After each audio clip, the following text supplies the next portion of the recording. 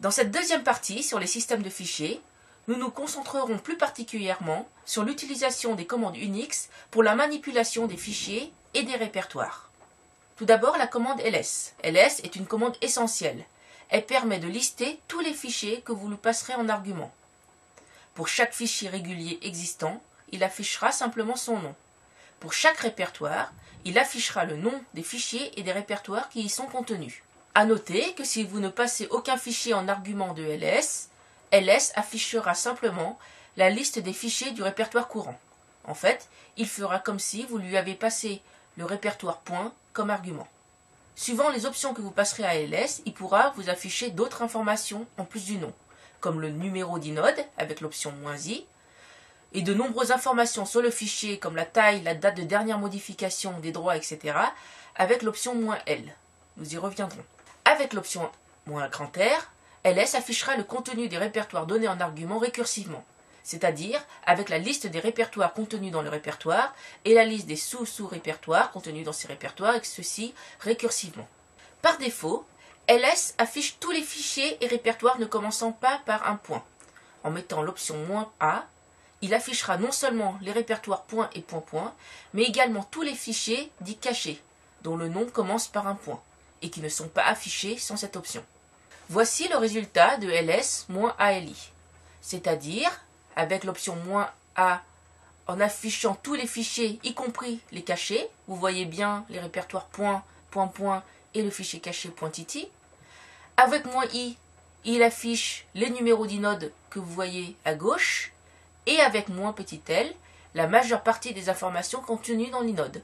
Le type du fichier, d.répertoire, tiret pour un fichier régulier, L pour un lien symbolique, les droits ou permissions, qui a le droit de lire, écrire, exécuter le fichier, on y reviendra, le nombre de liens sur le fichier, combien de fois cet inode est référencé dans le système de fichiers, l'identifiant du propriétaire, l'identifiant du groupe, la taille du fichier, la date de dernière modification du fichier, et enfin, le nom du fichier.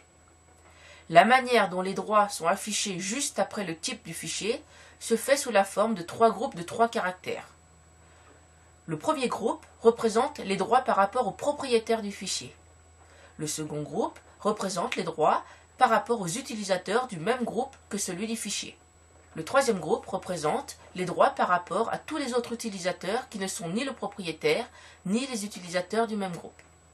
Pour chacun des groupes, il y a 3 caractères, R, W, X.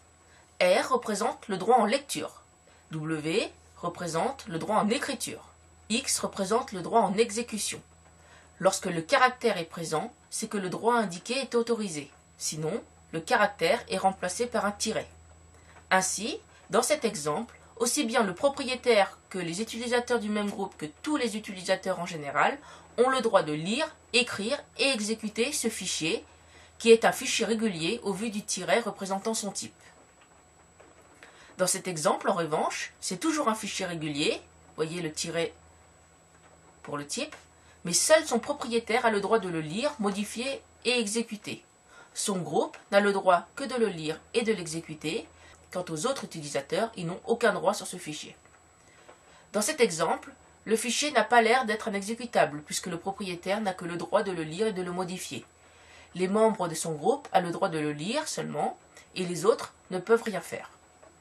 Pour un fichier de type répertoire, le droit d'exécution veut dire avoir le droit de rentrer dans ce répertoire pour le traverser, pour y accéder aux répertoires et fichiers qui y sont contenus. S'il n'y a pas de droit en exécution sur un répertoire, alors on ne pourra pas faire un CD dedans, ni l'utiliser dans une expression d'un chemin. À noter qu'on peut très bien autoriser l'exécution d'un répertoire, mais pas sa lecture. C'est-à-dire qu'on accorde le droit de rentrer dedans pour y accéder à un fichier, mais pas de le lister par un ls par exemple. Ainsi, un utilisateur autre que celui à qui appartiennent les répertoires et fichiers du carré rouge pourra lister le contenu du répertoire Toto, voyez le droit R et X, mais ne pourra pas lister le contenu du répertoire projet. Regardez bien ce répertoire qui a pour droit juste un droit en exécution, mais pas en lecture. Et donc, on ne pourra pas deviner quels sont les fichiers qui s'y trouvent. En revanche, si cet autre utilisateur connaît le nom des fichiers et des répertoires qui s'y trouvent, il pourra y accéder directement par son nom. Par exemple, s'il sait que le fichier Titi s'y trouve, il pourra y accéder par toto/projet/Titi, ou s'il sait qu'il y a un répertoire SRC contenant un fichier MNO, il pourra accéder à toto/projet/src/MNO. Ceci est très pratique lorsque vous voulez permettre à votre binôme de projet d'accéder à vos fichiers sans pour autant permettre aux autres étudiants de la classe de trouver vos fichiers, puisqu'ils ne sauront pas quels sont les noms des fichiers, alors que votre binôme si.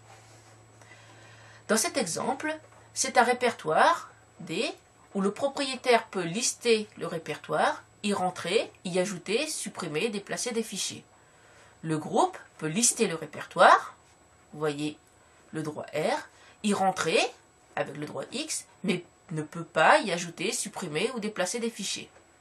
Les autres peuvent rentrer, mais ne peuvent ni lister, ni ajouter, supprimer, déplacer des fichiers. Pour modifier les permissions d'un fichier, on utilisera la commande chmod en spécifiant pour chaque catégorie, utilisateur, groupe, autre ou tous, si on ajoute, supprime ou positionne le droit en lecture, écriture ou exécution pour les fichiers donnés en argument. Par exemple, chmod u plus rx monscript.sh ajoutera les droits en lecture et exécution pour l'utilisateur. Chmod o-w de /toto.txt enlèvera à tous les autres sur le fichier /toto.txt les droits en écriture. Chmod ug plus x, 0-r calcul.sh signifie qu'on ajoute les droits d'exécution à l'utilisateur lui-même et au groupe sur le fichier calcul.sh et qu'on supprime le droit en lecture aux autres. Chmod a plus x rep signifie qu'on ajoute le droit en exécution à tout le monde, c'est-à-dire l'utilisateur, le groupe et les autres, sur le fichier rep. Chmod u-rwx, g égale rx, o égale titi signifie qu'on positionne spécifiquement pour l'utilisateur les droits en lecture, écriture et exécution, pour le groupe les droits en lecture et exécution, et qu'on ne place aucun droit pour les autres, ceci sur le fichier Titi. Il existe une autre manière de positionner ces droits en utilisant des nombres en octal. Vous pouvez consulter la page de manuel de chmod si cela vous intéresse.